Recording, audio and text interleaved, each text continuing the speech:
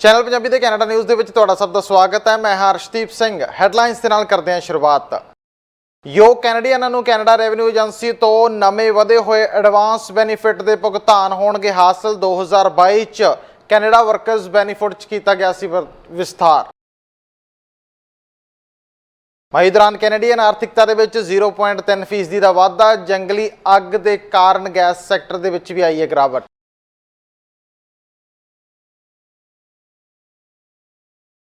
ਮਨੁੱਖੀ ਤਸਕਰੀ ਦੇ ਮਾਮਲੇ 'ਚ ਇੱਕ ਪੰਜਾਬੀ ਦੋਸ਼ੀ ਕਰਾਰ। ਅਮਰੀਕਾ 'ਚ ਪੈਸਿਆਂ ਬਦਲੇ ਗੈਰ ਕਾਨੂੰਨੀ ਢੰਗ ਨਾਲ ਲੋਕਾਂ ਨੂੰ ਕਰਵਾਉਂਦਾ ਸੀ ਦਾਖਲ। ਹੁਣ ਜਾਣਦੇ ਖਬਰਾਂ ਵਿਸਤਾਰ ਦੇ ਨਾਲ। ਸਟੈਟਿਸਟਿਕ ਕੈਨੇਡਾ ਦਾ ਕਹਿਣਾ ਹੈ ਕਿ ਮਈ ਮਹੀਨੇ ਵਿੱਚ ਆਰਥਿਕਤਾ 0.3% ਵਧੀ ਹੈ। ਦੂਜੀ ਤਿਮਾਹੀ ਵਿੱਚ 1% ਵਿਕਾਸ ਦਰ ਦਾ ਅਨੁਮਾਨ ਲਗਾਇਆ ਗਿਆ ਹੈ। ਆਰਥਿਕ ਵਿਕਾਸ ਤੇ ਆਪਣੀ ਰਿਪੋਰਟ ਵਿੱਚ ਫੈਡਰਲ ਏਜੰਸੀ ਦਾ ਮੁੱਢਲਾ ਅੰਦਾਜ਼ਾ ਦਰਸਾਉਂਦਾ ਹੈ ਕਿ ਅਸਲ ਵਿੱਚ ਕੁੱਲ ਘਰੇਲੂ ਉਤਪਾਦਨ ਦੂਜੀ ਤਿਮਾਹੀ 'ਚ 1% ਦੀ ਸਾਲਾਨਾ ਦਰ ਦੇ ਨਾਲ ਵਧਿਆ ਹੈ। ਮਈ ਦਾ ਅੰਕੜਾ ਸਟੈਟਿਕਸ ਕੈਨੇਡਾ ਦੁਆਰਾ ਉਮੀਦ ਉੱਤੇ ਥੋੜਾ ਘੱਟ ਆਇਆ ਕਿਉਂਕਿ ਮਾਈਨਿੰਗ ਤੇ ਤੇਲ ਅਤੇ ਗੈਸ ਕੰਪਨੀਆਂ 'ਚ ਰਿਕਾਰਡ ਤੋੜ ਪ੍ਰੋਡਕਸ਼ਨ ਨਹੀਂ ਹੋ ਸਕੀ ਕਿਉਂਕਿ ਜੰਗਲੀ ਅੱਗਾਂ ਦੇ ਸੀਜ਼ਨ ਦੇ ਦੌਰਾਨ ਅਲਬਰਟਾ ਵਿੱਚ ਵੀ ਗੈਸ ਆਇਲ ਕੱਢਣ ਦੀ ਰਫ਼ਤਾਰ ਦੇ ਵਿੱਚ ਕਮੀ ਦਰਜ ਕੀਤੀ ਗਈ ਹੈ। ਕੈਨੇਡਾ ਦੇ ਕੁੱਲ ਘਰੇਲੂ ਉਤਪਾਦਨ ਵਿੱਚ ਮਈ ਮਹੀਨੇ ਦੌਰਾਨ 0.3% ਦਾ ਵਾਧਾ ਹੋਇਆ। ਸਟੈਟਿਕਸ ਕੈਨੇਡਾ ਵੱਲੋਂ ਸ਼ੁੱਕਰਵਾਰ ਨੂੰ ਜਾਰੀ ਕੀਤੇ ਗਏ ਅੰਕੜਿਆਂ ਅਨੁਸਾਰ ਸਰਵਿਸ ਸੈਕਟਰ ਦੇ ਵਿੱਚ ਵਾਧਾ ਦਰਜ ਕੀਤਾ ਗਿਆ ਪਰ ਤੇਲ ਅਤੇ ਗੈਸ ਸੈਕਟਰ 'ਚ 2.1% ਦਾ ਨਿਘਾਰ ਆਇਆ ਹੈ। ਤੇਲ ਅਤੇ ਗੈਸ ਸੈਕਟਰ ਕੈਨੇਡੀਅਨ ਆਰਥਿਕਤਾ ਵਿੱਚ ਆਮ ਤੌਰ ਤੇ ਮਜ਼ਬੂਤੀ ਦਾ ਸਰੋਤ ਹੁੰਦਾ ਪਰ ਜੰਗਲੀ ਅੱਗਾਂ ਕਾਰਨ ਇਹ ਊਰਜਾ ਖੇਤਰ ਦੇ ਵਿੱਚ ਇਹ ਡਾਟਾ ਹੇਠਾਂ ਨੂੰ ਜਾਂਦਾ ਦੇਖਿਆ ਗਿਆ ਹੈ। ਸਟੈਟਿਕਸ ਕੈਨੇਡਾ ਅਨੁਸਾਰ ਤੇਲ ਅਤੇ ਗੈਸ ਸੈਕਟਰ ਵਿੱਚ ਗਿਰਾਵਟ ਪਿਛਲੇ 5 ਮਹੀਨਿਆਂ 'ਚ ਪਹਿਲਾਂ ਅਤੇ ਅਗਸਤ 2020 ਤੋਂ ਬਾਅਦ ਦਾ ਸਭ ਤੋਂ ਵੱਡਾ ਨਿਘਾਰ ਹੈ। ਅਲਬਰਟਾ ਵਿੱਚ ਜੰਗਲੀ ਅੱਗਾਂ ਕਾਰਨ ਮਈ ਮਹੀਨੇ ਦੌਰਾਨ ਗੈਸ ਕੱਢਣ ਦੇ ਕਾਰਜਾਂ ਵਿੱਚ 3.6% ਦੀ ਗਿਰਾਵਟ ਦੇਖੀ ਗਈ ਹੈ। ਇਸ ਤੋਂ ਇਲਾਵਾ ਰਿਹਾਇਸ਼ੀ ਇਮਾਰਤਾਂ ਦੀ ਉਸਾਰੀ ਦੇ ਵਿੱਚ ਵੀ 1.8% ਦੀ ਕਮੀ ਦਰਜ ਕੀਤੀ ਗਈ ਹੈ। ਇਹ ਵੀ 5 ਮਹੀਨਿਆਂ 'ਚ ਪਹਿਲੀ ਵਾਰ ਹੇਠਲੇ ਪੱਧਰ ਤੇ ਹੈ ਜਿਸ ਦਾ ਜ਼ਿਆਦਾਤਰ ਕਾਰਨ ਘਰਾਂ ਦੀ ਮੁਰੰਮਤ ਕਾਰਜਾਂ ਅਤੇ ਨਵੇਂ ਸਿੰਗਲ ਡਿਟੈਚ ਘਰਾਂ ਦੀ ਉਸਾਰੀ ਵਿੱਚ ਕਮੀ ਰਿਹਾ ਹੈ। ਦੂਜੇ ਪਾਸੇ ਥੋਕ ਅਤੇ ਨਿਰਮਾਣ ਖੇਤਰ ਵਿੱਚ ਵਾਧਾ ਦਰਜ ਕੀਤਾ ਗਿਆ ਹੈ। ਵੱਡੀਆਂ ਅਤੇ ਲੰਬੀਆਂ ਪਬਲਿਕ ਸੈਕਟਰ ਵਰਕਰਾਂ ਦੀਆਂ ਹੜਤਾਲਾਂ ਖਤਮ ਹੋਣ ਨੇ ਪਬਲਿਕ ਸੈਕਟਰ ਵਿੱਚ ਵਾਧਾ ਦਰਜ ਕਰਵਾਉਣ ਦੇ ਵਿੱਚ ਮਦਦ ਕੀਤੀ ਹੈ। ਵੈਸੇ ਮਈ ਵਿੱਚ 0.4% ਦੇ ਵਿਕਾਸ ਦੀ ਪੇਸ਼ਨਗੋਈ ਕੀਤੀ ਗਈ ਸੀ। ਜੂਨ ਦੇ ਸ਼ੁਰੂਆਤੀ ਅੰਕੜਿਆਂ 'ਚ ਆਰਥਿਕਤਾ ਦੇ 0.2% ਸੁੰਗੜਨ ਦਾ ਅਨੁਮਾਨ ਹੈ। ਏਜੰਸੀ ਨੇ ਕਿਹਾ ਕਿ ਦੋਵਾਂ ਸੈਕਟਰਾਂ ਨੇ ਮਈ ਵਿੱਚ ਵਾਧਾ ਦੇਖਿਆ ਕਿਉਂਕਿ ਸੈਮੀਕੰਡਕਟਰ ਚਿਪਸ ਨਾਲ ਸੰਬੰਧਿਤ ਸਪਲਾਈ ਚੇਨ ਮੁੱਦਿਆਂ ਵਿੱਚ ਕਮੀ ਆਈ ਹੈ ਪਰ ਜੂਨ ਵਿੱਚ ਹੇਠਾਂ ਵੱਲ ਰੁਝਾਨ ਮਈ ਵਿੱਚ ਦਰਜ ਕੀਤੇ ਗਏ ਵਾਧੇ ਨੂੰ ਆਫਸੈਟ ਕਰਨ ਤੋਂ ਵੱਧ ਹੈ। ਉੱਚ ਵਿਆਜ ਦਰਾਂ ਦੇ ਬਾਵਜੂਦ ਜੂਨ ਵਿੱਚ ਰੀਅਲ estate ਖੇਤਰ ਦੇ ਵਿੱਚ ਵਾਧਾ ਦਰਜ ਕੀਤਾ ਗਿਆ। ਕਾਬਲੇ ਗੌਰ ਹੈ ਕਿ ਬੈਂਕ ਆਫ ਕੈਨੇਡਾ ਵੱਲੋਂ तमाम पक्षों को आधार बना के ही ब्याज दर संबंधी फैसला लिया जाता है पर पिछले समय दौरान पॉजिटिव ट्रेंड सामने आ रहे हैं। महंगाई दर हेठां नूं जा रही है तो अर्थचारा भी पहलां दे मुकाबले घट रफ्तार दे नाल अगे वध रहा है।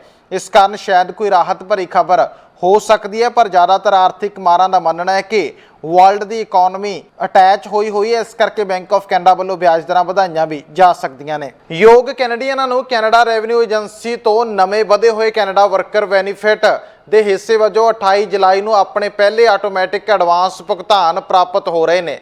ਜਿਨ੍ਹਾਂ ਨੂੰ 2022 ਦੇ ਵਿੱਚ ਕੈਨੇਡਾ ਵਰਕਰਸ ਬੈਨੀਫਿਟ ਪ੍ਰਾਪਤ ਹੋਏ ਸੀ ਉਹਨਾਂ ਨੂੰ ਆਪਣੀ ਆਮਦਨ ਦੇ ਟੌਪ ਅਪ ਵਜੋਂ ਫੰਡ ਆਪਣੇ ਆਪ ਪ੍ਰਾਪਤ ਹੋਣਗੇ। ਕਿਸੇ ਐਪਲੀਕੇਸ਼ਨ ਦੀ ਲੋੜ ਨਹੀਂ ਪਏਗੀ। ਯੋਗ ਕੈਨੇਡੀਅਨ 28 ਜੁਲਾਈ ਨੂੰ ਕੈਨੇਡਾ ਰੈਵਨਿਊ ਏਜੰਸੀ ਤੋਂ ਵਧੇ ਹੋਏ ਨਵੇਂ ਕੈਨੇਡਾ ਵਰਕਰਸ ਬੈਨੀਫਿਟ ਦੇ ਹਿੱਸੇ ਵਜੋਂ ਆਪਣੇ ਪਹਿਲੇ ਭੁਗਤਾਨ हासिल कर सकणगे। जिन्हां नूं 2022 ਦੇ ਵਿੱਚ ਕੈਨੇਡਾ ਵਰਕਰਸ ਬੈਨੀਫਿਟ ਪ੍ਰਾਪਤ ਹੋਏ ਸਨ ਉਹਨਾਂ ਨੂੰ ਆਪਣੀ ਆਮਦਨ ਤੇ ਟਾਪ ਅਪ ਦੇ ਤੌਰ ਤੇ ਆਪਣੇ ਆਪ ਫੰਡ ਪ੍ਰਾਪਤ ਹੋਣਗੇ। ਕਿਸੇ ਵੀ ਅਰਜ਼ੀ ਦੀ ਜ਼ਰੂਰਤ ਨਹੀਂ ਹੋਏਗੀ। ਉਪ ਪ੍ਰਧਾਨ ਮੰਤਰੀ ਤੇ ਵਿੱਤ ਮੰਤਰੀ ਕ੍ਰਿਸਟੀਆ ਫਰੀਲੈਂਡ ਨੇ ਕਿਹਾ ਹੈ ਕਿ ਕੈਨੇਡਾ ਵਰਕਰਸ ਬੈਨੀਫਿਟ 4.2 ਮਿਲੀਅਨ ਤੱਕ ਮਿਹਨਤੀ ਕੈਨੇਡੀਅਨਸ ਦੀ ਆਮਦਨ ਨੂੰ ਉੱਚਾ ਚੁੱਕਦਾ ਹੈ ਕਿਉਂਕਿ ਫੁੱਲ ਟਾਈਮ ਕੰਮ ਕਰਨ ਵਾਲੇ ਕਿਸੇ ਵੀ ਵਿਅਕਤੀ ਨੂੰ ਟੇਬਲ ਤੇ ਭੋਜਨ ਪੁੱਜਦਾ ਕਰਨ ਕਿਰਾਏ ਦੇ ਭੁਗਤਾਨ ਦੇ ਲਈ ਸੰਘਰਸ਼ ਨਹੀਂ ਕਰਨਾ ਚਾਹੀਦਾ। 2021 ਚ ਵਧੇ ਹੋਏ ਕੈਨੇਡਾ ਦੇ ਵਰਕਰਸ ਬੈਨੀਫਿਟ ਨੇ ਲਾਭ ਪ੍ਰਾਪਤ ਕਰਨ ਲਈ 1 ਮਿਲੀਅਨ ਹੋਰ ਕਾਮਿਆਂ ਲਈ ਯੋਗਤਾ ਦਾ ਵਿਸਤਾਰ ਕੀਤਾ। ਯੋਗ ਸਿਗਨਲ ਵਰਕਰ $1,518 ਤੱਕ ਪ੍ਰਾਪਤ ਕਰ ਸਕਦੇ ਨੇ ਅਤੇ ਪਰਿਵਾਰਾਂ ਦੇ ਨਾਲ ਸੰਬੰਧਿਤ ਵਰਕਰ $2,616 ਤੱਕ ਪ੍ਰਾਪਤ ਕਰ ਸਕਦੇ ਨੇ। ਭੁਗਤਾਨ ਬਿੱਲ C47 ਦੇ ਨਤੀਜੇ ਵਜੋਂ ਪਹਿਲਾਂ ਤੋਂ ਹੀ ਦਿੱਤੇ ਜਾ ਰਹੇ ਨੇ ਜੋ ਕਿ 2023 ਦੇ ਫੈਡਰਲ ਬਜਟ ਦੀਆਂ ਕੁਝ ਵਚਨਬੱਧਤਾਵਾਂ ਤੇ ਲਾਗੂ ਹੁੰਦੇ ਨੇ। ਪਹਿਲਾਂ ਪ੍ਰਾਪਤਕਰਤਾਵਾਂ ਨੂੰ ਲਾਭ ਪ੍ਰਾਪਤ ਕਰਨ ਲਈ ਅਗਲੇ ਸਾਲ ਆਪਣੇ ਟੈਕਸ ਭਰਨ ਦੀ ਉਡੀਕ ਕਰਨੀ ਪਵੇਗੀ। ਲਾਭ ਲਈ ਯੋਗ ਹੋਣ ਲਈ ਪ੍ਰਾਪਤਕਰਤਾਵਾਂ ਨੂੰ ਆਪਣੇ ਸੂਬੇ ਲਈ ਨਿਰਧਾਰਿਤ ਕੁੱਲ ਆਮਦਨੀ ਪੱਧਰ ਤੋਂ ਹੇਠਾਂ ਕੰਮਕਾਜੀ ਆਮਦਨ ਕਮਾਉਣੀ ਹੋਏਗੀ। 1 ਸਾਲ ਦੌਰਾਨ ਇੱਕ ਕੈਨੇਡੀਅਨ ਨਿਵਾਸੀ ਹੋਣਾ ਚਾਹੀਦਾ ਹੈ ਤੇ 3 ਦਸੰਬਰ ਨੂੰ 19 ਸਾਲ ਜਾਂ ਇਸ ਤੋਂ ਵੱਧ ਉਮਰ ਦਾ ਹੋਣਾ ਚਾਹੀਦਾ ਜਾਂ ਜੀਵਨ ਸਾਥੀ ਨਾਲ ਰਹਿਣਾ ਚਾਹੀਦਾ, ਜਿਵੇਂ ਕਿ ਕਾਮਨ ਲਾਅ ਪਾਰਟਨਰ ਜਾਂ ਬੱਚਾ। ਕੁੱਲ ਆਮਦਨੀ ਪੱਧਰ $33,015 ਤੋਂ $58,932 ਦੇ ਵਿਚਕਾਰ ਹੋਣਾ ਚਾਹੀਦਾ। ਬਿਨੇਕਾਰਾਂ ਦੇ ਕਿੰਨੇ ਬੱਚੇ ਨੇ ਤੇ ਨਾਲ ਹੀ ਬਿਨੇਕਾਰ ਸਿੰਗਲ ਹਨ ਜਾਂ ਨਹੀਂ, ਉਹ ਵੀ ਫੰਡਾਂ ਤੇ ਡਿਪੈਂਡ ਕਰਦਾ ਹੈ। ਫੰਡਾਂ ਨੂੰ ਜੁਲਾਈ 2023, ਅਕਤੂਬਰ 2023 ਅਤੇ ਜਨਵਰੀ 2024 ਦੇ ਵਿੱਚ 3 ਅਦਾਇਗੀਆਂ ਦੇ ਵਿੱਚ ਦਿੱਤਾ ਜਾਏਗਾ। 2023 ਦੀ ਟੈਕਸ ਰਿਟਰਨ ਭਰਨ ਤੋਂ ਬਾਅਦ ਅੰਤਿਮ ਭੁਗਤਾਨ ਵੰਡਿਆ ਜਾਏਗਾ। ਉਦਾਹਰਨ ਲਈ ਇੱਕ ਕਰਮਚਾਰੀ ਜਿਸ ਨੇ $25,000 ਦੀ ਸਾਲਾਨਾ ਕਮਾਈ ਕੀਤੀ ਹੈ ਤੇ ਉਸ ਨੂੰ 2022 ਦੇ ਵਿੱਚ ਕੈਨੇਡਾ ਵਰਕਰਸ ਬੈਨੀਫਿਟ ਦੁਆਰਾ $1,200 ਪ੍ਰਾਪਤ ਹੋਏ ਸਨ। ਹੁਣ ਅਗਾਊਂ ਭੁਗਤਾਨਾਂ ਦੇ ਨਾਲ ਕਰਮਚਾਰੀ ਨੂੰ $200 ਦੇ 3 ਤਿਮਾਹੀ ਭੁਗਤਾਨ ਤੇ 2024 ਦੇ ਸ਼ੁਰੂ ਵਿੱਚ ਆਪਣੇ 2023 ਦੇ ਟੈਕਸ ਭਰਨ ਤੋਂ ਬਾਅਦ $600 ਦਾ ਅੰਤਿਮ ਭੁਗਤਾਨ ਮਿਲੇਗਾ।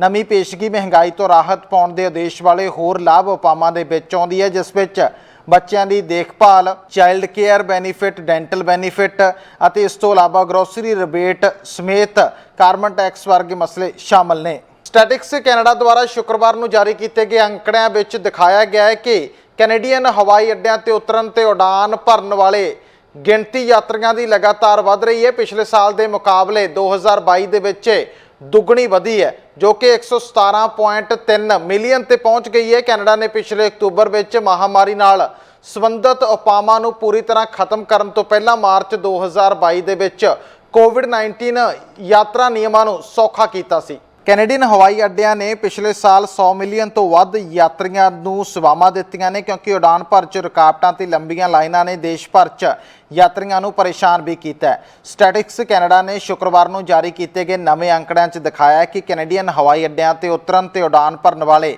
ਹਵਾਈ ਯਾਤਰੀਆਂ ਦੀ ਗਿਣਤੀ ਪਿਛਲੇ ਸਾਲ ਦੇ ਮੁਕਾਬਲੇ 2022 ਤੋਂ ਦੁੱਗਣੀ ਵੱਧ ਗਈ ਹੈ, 117.3 ਮਿਲੀਅਨ ਤੱਕ ਪੁੱਜ ਗਈ ਹੈ।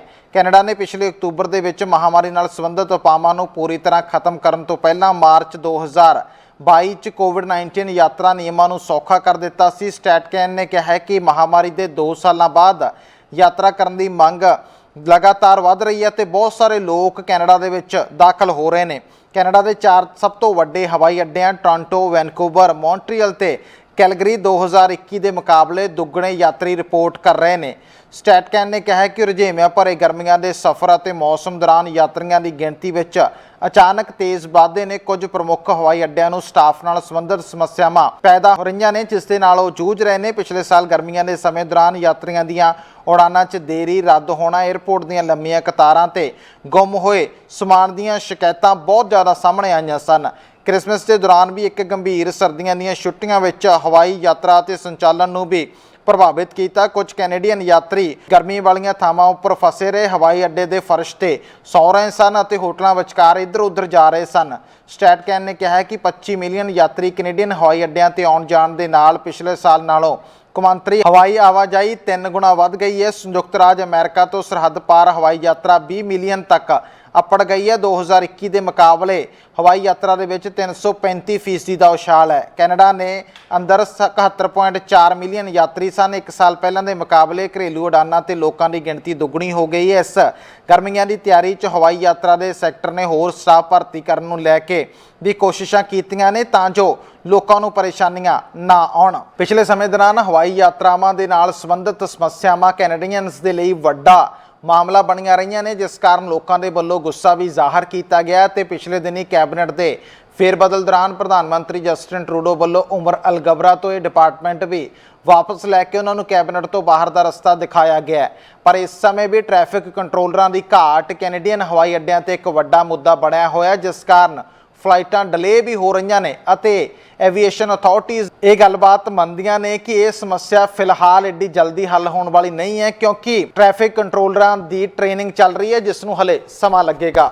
ਬਰੈਂਪਟਨ ਦੇ ਰਹਿਣ ਵਾਲੇ ਭਾਰਤੀ ਮੂਲ ਦੇ ਸਿਮਰਨਜੀਤ ਸਿੰਘ ਸ਼ੈਲੀ, ਜਿਸ ਦੀ ਉਮਰ 41 ਸਾਲ ਹੈ, ਉਸ ਨੂੰ ਮਨੁੱਖੀ ਤਸਕਰੀ ਦੇ ਮਾਮਲੇ 'ਚ US ਫੈਡਰਲ ਕੋਰਟ ਵੱਲੋਂ ਦੋਸ਼ੀ ਮੰਨਦੇ ਹੋਏ ਸਜ਼ਾ ਸੁਣਾਈ ਜਾਏਗੀ, ਜੋ ਕਿ ਭਾਰਤੀ ਮੂਲ ਦੇ ਸੈਂਕੜੇ ਲੋਕਾਂ ਨੂੰ ਗੈਰ ਕਾਨੂੰਨੀ ਢੰਗ ਦੇ ਨਾਲ ਸਰਹੱਦ ਟਪਾ ਕੇ ਅਮਰੀਕਾ 'ਚ ਦਾਖਲ ਕਰਵਾ ਚੁੱਕਿਆ ਹੈ, ਜਿਸ ਨੂੰ 6 ਵਾਰ ਮਨੁੱਖੀ ਤਸਕਰੀ ਅਤੇ 3 ਵਾਰ ਸਾਜ਼ਿਸ਼ ਦੇ ਮਾਮਲਿਆਂ ਦੇ ਵਿੱਚ ਦੋਸ਼ੀ ਮੰਨਿਆ ਗਿਆ। ਇਸ ਮੌਕੇ ਉਸ ਦਾ ਕੋਈ ਵੀ ਪਰਿਵਾਰਕ ਮੈਂਬਰ ਜਾਂ ਰਿਸ਼ਤੇਦਾਰ ਅਦਾਲਤ 'ਚ ਹਾਜ਼ਰ ਨਹੀਂ ਸੀ, ਜਿਸ ਵੱਲੋਂ ਪਟੀਸ਼ਨ ਸਮਝੌਤੇ ਵਿੱਚ ਸਵੀਕਾਰ ਕੀਤਾ ਗਿਆ ਕਿ ਉਹ ਭਾਰਤ ਤੋਂ ਅਮਰੀਕਾ ਪਹੁੰਚਾਉਣ ਤੱਕ ਦਾ ਪ੍ਰਬੰਧ ਕਰਦਾ ਸੀ। ਭਾਰਤ ਤੋਂ ਲੋਕ ਕੈਲਗਰੀ, ਟੋਰਾਂਟੋ ਜਾਂ ਮੌਂਟਰੀਅਲ ਪਹੁੰਚਦੇ ਸਨ, ਜਿਨ੍ਹਾਂ ਨੂੰ ਸੇਂਟ ਲਾਰੈਂਸ ਦਰਿਆ ਰਾਹੀਂ ਕਿਸ਼ਤੀ ਵਿੱਚ ਬਿਠਾ ਕੇ ਉਹ ਅਮਰੀਕਾ ਗੈਰ ਕਾਨੂੰਨੀ ਢੰਗ ਨਾਲ ਪੁੱਜਦਾ ਕਰ ਦਿੰਦਾ ਸੀ।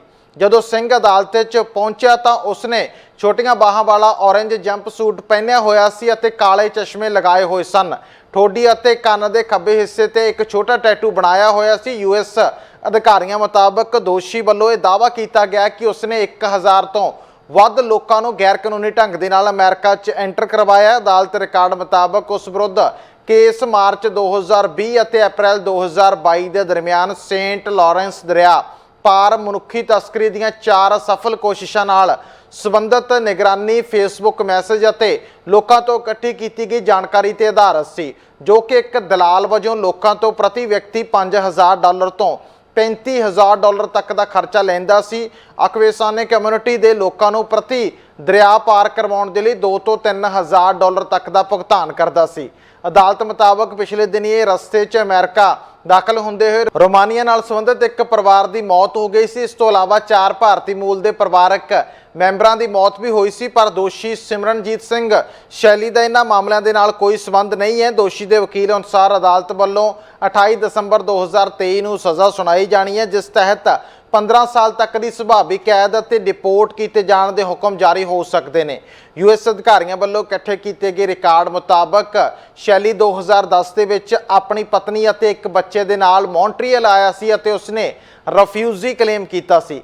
ਇਸ ਦੇ ਬਾਅਦ ਉਸ ਦੀ ਮਾਂ ਦੂਜੇ ਬੱਚੇ ਦੇ ਨਾਲ ਕੈਨੇਡਾ ਆਈ ਅਤੇ ਰਿਫਿਊਜੀ ਕਲੇਮ ਕੀਤਾ, ਪਰ 5 ਦੀਆਂ ਐਪਲੀਕੇਸ਼ਨਸ ਰੱਦ ਕਰ ਦਿੱਤੀਆਂ ਗਈਆਂ। ਪਰ ਕੌਂਸਲੇਟ ਵੱਲੋਂ ਡਾਕੂਮੈਂਟ ਮੁਹੱਈਆ ਨਾ ਕਰਵਾਉਣ ਕਾਰਨ ਕੈਨੇਡੀਅਨ ਅਧਿਕਾਰੀ ਇਸ ਨੂੰ ਡਿਪੋਰਟ ਨਹੀਂ ਕਰ ਸਕੇ। ਫਿਰ ਇਸ ਵੱਲੋਂ ਦੂਜਾ ਵਿਆਹ ਕਰਵਾ ਕੇ ਕੈਨੇਡਾ 'ਚ ਰਹਿਣ ਦੀ ਕੋਸ਼ਿਸ਼ ਕੀਤੀ ਗਈ, ਪਰ ਉਹ ਐਪਲੀਕੇਸ਼ਨ ਗ੍ਰਿਫਤਾਰੀ ਤੋਂ ਬਾਅਦ ਸਸਪੈਂਡ ਕੀਤੀ ਗਈ ਹੈ। ਤੇ ਉਧਰ ਅਲਬਰਟਾ ਦੀ ਪ੍ਰੀਮੀਅਰ ਡੈਨੀਅਲ ਸਮਿਥ ਵੱਲੋਂ ਵੀ ਹਿਊਮਨ ਟ੍ਰੈਫਿਕਿੰਗ ਦੇ ਮਸਲੇ ਨੂੰ ਲੈ ਕੇ ਵੱਡਾ ਐਲਾਨ ਕੀਤਾ ਗਿਆ। ਉਹਨਾਂ ਆਖਿਆ ਕਿ ਇਸ ਸੰਬੰਧੀ ਟਾਸਕ ਫੋਰਸ ਬਣਾਈ ਜਾ ਰਹੀ ਹੈ, ਜਿਸ ਨੂੰ ਕਿ ਸਰਕਾਰ ਵੱਲੋਂ ਫੰਡ ਮੁਹੱਈਆ ਕਰਵਾਏ ਜਾਣਗੇ ਅਤੇ तमाम ਰეკਮੈਂਡੇਸ਼ਨਸ ਦੇ ਆਧਾਰ ਤੇ ਇਹ ਮਾਮਲਾ ਚੁੱਕਿਆ ਜਾਣਾ ਹੈ। ਉਹਨਾਂ ਆਖਿਆ ਕਿ ਪਿਛਲੇ ਸਮੇਂ ਦੌਰਾਨ ਅਲਬਰਟਾ ਦੇ ਵਿੱਚ ਹਿਊਮਨ ਟ੍ਰੈਫਿਕਿੰਗ ਦੇ ਮਾਮਲੇ ਸਾਹਮਣੇ ਆਏ ਨੇ। ਕਾਬਲੇ ਗੌਰ ਹੈ ਕਿ ਕੈਲਗਰੀ ਦੇ ਵਿੱਚ ਵੀ ਇੱਕ ਹਿਊਮਨ ਟ੍ਰੈਫਿਕਿੰਗ ਦਾ ਮਸਲਾ ਸਾਹਮਣੇ ਆਇਆ ਸੀ, ਜਿਸ ਵਿੱਚ ਪੰਜਾਬੀ ਮੂਲ ਦੇ ਪਿਓ ਪੁੱਤ ਸ਼ਾਮਲ ਸਨ।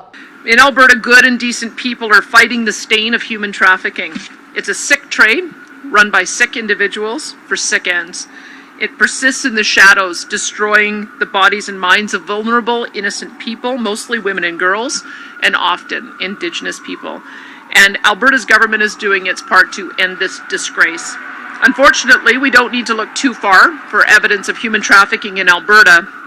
Earlier this month, work by the Alberta Law Enforcement Response Team resulted in 3 individuals from Edmonton facing numerous human trafficking charges. In May, a Calgary man was charged with multiple offences, including charges related to human trafficking. In February, an Edmonton man was charged with multiple offences, including trafficking in persons. These 3 examples alone include over 20 identified victims, with police and organizations trying to identify and support dozens of victims. We can't afford to close our eyes to this problem, and we can't afford to ignore those who are at risk of being trafficked or those who have been trafficked. That's why we will be we will be spending $22 million over the next 3 years to implement the recommendations of Alberta's Human Trafficking Task Force, which, as you know, was chaired by Paul Brandt. One of those recommendations was setting up the Alberta Office to Combat Trafficking in Persons.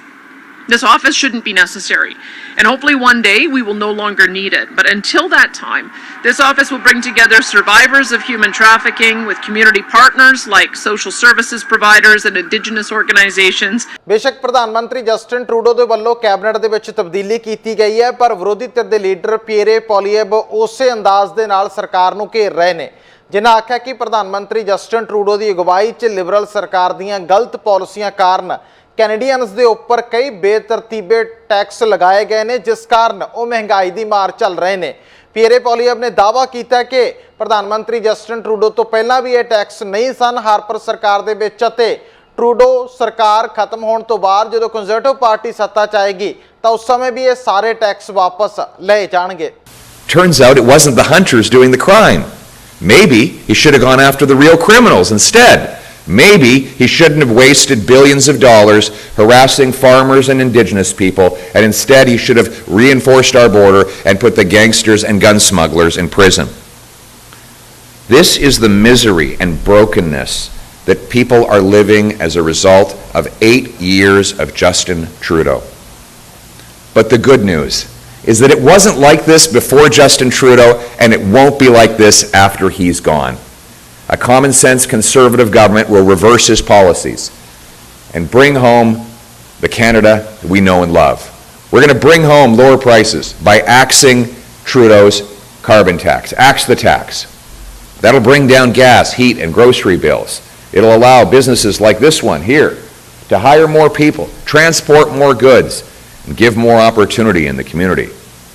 We'll cap spending to balance the budget to bring down inflation and interest rates. We'll bring home powerful paychecks with lower income taxes that reward hard work in our country again. We'll remove government gatekeepers and red tape so that we can dig more mines and produce more of the minerals that the people of Sudbury are the greatest experts in the world at producing. We'll mine more nickel, cobalt, lithium, and other minerals that will put paychecks in pockets and stop importing these things from corrupt foreign dictators. We'll remove gatekeepers and speed up recognition of foreign credentials so that our brilliant immigrants can work in our hospitals, serving. BC ਦੇ ਬੀਮਾ ਨਿਗਮ ਦੇ ਅੰਕੜਿਆਂ ਅਨੁਸਾਰ ਪਿਛਲੇ ਸਾਲ ਲਗਭਗ 3000 driver ਗੈਰ ਕਾਨੂੰਨੀ ਤੌਰ ਤੇ 24 ਲੈਨਾਂ ਵਿੱਚ ਵੜਦੇ ਫੜੇ ਗਏ ਨੇ। ਕੁੱਲ 2780 ਟਿਕਟਾਂ ਜਾਰੀ ਕੀਤੀਆਂ ਗਈਆਂ ਨੇ। 5 ਸਾਲ ਪਹਿਲਾਂ ਦੇ ਮੁਕਾਬਲੇ 50% ਇਹ ਡਾਟਾ ਘੱਟ ਹੈ। ਡਾਟੇ ਮੁਤਾਬਕ ਪਿਛਲੇ ਸਾਲ ਦੇ ਸਭ ਤੋਂ ਵੱਧ ਲਾਭਕਾਰੀ ਟਿਕਟਾਂ ਮਹੀਨੇ ਦੇ ਦੌਰਾਨ ਸਨ। ਹਾਲਾਂਕਿ $109 ਦੀ ਟਿਕਟ ਕੁੱਲ ਟ੍ਰੈਫਿਕ ਵਾਲਿਆਂ ਲਈ ਇੱਕ ਰੁਕਾਵਟ ਵਜੋਂ ਹੋ ਸਕਦੀ ਹੈ, ਪਰ ਸਾਲਾਂ ਦੌਰਾਨ ਡਰਾਈਵਰ ਦੁਆਰਾ ਨਿਯਮਾਂ ਨੂੰ ਛਿੱਕੇ ਟੰਗਣ ਲਈ ਪਾਲਤੂ ਜਾਨਵਰਾਂ ਜਾਂ ਪੁਤਲਿਆਂ ਦੀ ਵਰਤੋਂ ਕਰਨ ਦੇ ਮਾਮਲੇ ਉਜਾਗਰ ਕੀਤੇ ਗਏ ਨੇ। HOV ਲੇਨਾਂ ਵਿੱਚ ਕਾਨੂੰਨੀ ਤੌਰ ਤੇ ਲੋਕ ਐਮਰਜੈਂਸੀ ਵਾਹਨ ਲਈ ਕਈ ਯਾਤਰੀਆਂ ਵਾਲੀਆਂ ਕਾਰਾਂ ਜਾਂ ਮੋਟਰਸਾਈਕਲ ਤੇ ਇਲੈਕਟ੍ਰਿਕ ਵਾਹਨ ਸਨ। ਪਿਛਲੇ ਸਾਲ ਤੱਕ ICBC ਦੇ ਅਨੁਸਾਰ HOV ਲੇਨ ਵਿੱਚ ਗੈਰ ਕਾਨੂੰਨੀ ਢੰਗ ਨਾਲ ਗੱਡੀ ਚਲਾਉਣਾ BC ਵਿੱਚ ਕੀਤੇ ਗਏ ਚੋਟੀ ਦੇ 5 ਵਾਹਨ ਨਿਯਮਾਂ ਦੀ ਉਲੰਘਣਾ ਦੇ ਵਿੱਚੋਂ ਇੱਕ ਸੀ। 2021 ਦੇ ਵਿੱਚ 3672 ਉਲੰਘਣਾਵਾਂ ਦੇ ਮਾਮਲੇ ਸਾਹਮਣੇ ਆਏ ਸਨ, ਜਦੋਂ ਕਿ ਟ੍ਰੈਫਿਕ ਤੋਂ ਬਚਣ ਦੇ ਲਈ 2018 ਦੇ ਵਿੱਚ 5372 ਡਰਾਈਵਰਾਂ ਦੇ ਵੱਲੋਂ ਇਹ ਤਰੀਕਾ ਅਪਣਾਇਆ ਗਿਆ ਸੀ ਅਤੇ ਤੇਜ਼ੀ ਦੇ ਨਾਲ ਅੱਗੇ ਨਿਕਲਣ ਦੀ ਕੋਸ਼ਿਸ਼ ਕੀਤੀ ਗਈ। ICBC ਦੁਆਰਾ ਪਾਈਆਂ ਗਈਆਂ ਹੋਰ ਸਭ ਤੋਂ ਆਮ ਉਲੰਘਣਾਵਾਂ ਦੇ ਵਿੱਚ ਕਈਆਂ ਦਾ ਲਾਇਸੈਂਸ ਨਹੀਂ ਹੋਣਾ ਅਤੇ ਨਾਲੋਂ ਨਾਲ ਇੰਸ਼ੋਰੈਂਸ ਤੋਂ ਬਗੈਰ ਡਰਾਈਵਰੀ ਕਰਨਾ ਵੀ ਸ਼ਾਮਲ ਹੈ। ਹੁਣ ਦੇਖਦੇ ਹਾਂ ਐਡਮਿੰਟਨ ਤੋਂ ਕੁਲਮੀਤ ਸਿੰਘ ਸੰਘਾ ਦੀ ਇੱਕ ਖਾਸ ਰਿਪੋਰਟ। ਚੈਨਲ ਪੰਜਾਬੀ ਵੇਖ ਰਹੇ ਸਮੂਹ ਦਰਸ਼ਕਾਂ ਨੂੰ ਕੁਲਮੀਤ ਸਿੰਘ ਵੱਲੋਂ ਨਿੱਘੀ ਜੀ ਆਇਆਂ। ਵਾਹਿਗੁਰੂ ਜੀ ਕਾ ਖਾਲਸਾ, ਵਾਹਿਗੁਰੂ ਜੀ ਕੀ ਫਤਿਹ। ਦੋਸਤੋ, ਇੱਕ ਖਬਰ ਲੈ ਕੇ ਤੁਹਾਡੇ ਲਈ ਹਾਜ਼ਰ ਹਾਂ। ਹੈਲਥ ਕੈਨੇਡਾ ਦਾ ਕਹਿਣਾ ਹੈਗਾ ਵੀ ਜਿਹੜੀਆਂ ਮੈਡੀਕਲੀ ਨੈਸੈਸਰੀ ਡਾਇਗਨੋਸਟਿਕ ਸਰਵਿਸਿਜ਼ ਹੈਗੀਆਂ ਨਾ, ਜੇ ਕੋਈ ਸੂਬਾ ਜਾਂ ਕੋਈ ਡਾਕਟਰ ਜਿਹੜੇ ਆ, ਫਰਜ਼ ਕਰੋ ਕੋਈ ਡਾਕਟਰ ਉਹਨਾਂ ਨੂੰ ਅਲਾਓ ਕਰਦਾ ਹੈ ਵੀ ਤੁਸੀਂ ਲੋਕਾਂ ਕੋਲੋਂ ਪੈਸੇ ਚਾਰਜ ਕਰ ਲਓ ਉਹਨਾਂ ਸਰਵਿਸਿਜ਼ ਲਈ, ਅਤੇ ਹੈਲਥ ਕੈਨੇਡਾ ਉਹ ਬਰਦਾਸ਼ਤ ਨਹੀਂ ਜੀ ਕਰ ਰਿਹਾ। ਇਹੀ ਕਾਰਨ ਹੋਇਆ ਕਿ ਉਹਨਾਂ ਨੂੰ $13 ਮਿਲੀਅਨ ਅਲਬਰਟਾ ਦੇ ਕਲੀਨਿਕਸ ਦੀ ਇਹ ਗੱਲਬਾਤ ਕਰਨ ਤੋਂ ਬਾਅਦ ਉਹਨਾਂ ਨੇ $13 ਮਿਲੀਅਨ ਕਲਾ ਬੈਕ ਕਰ ਲਏ, ਜਾਣੀ ਕਿ ਪਿੱਛੇ ਰੱਖ ਲਏ ਨੇ, ਅਲਬਰਟਾ ਨੂੰ ਦਿੱਤੇ ਨਹੀਂ।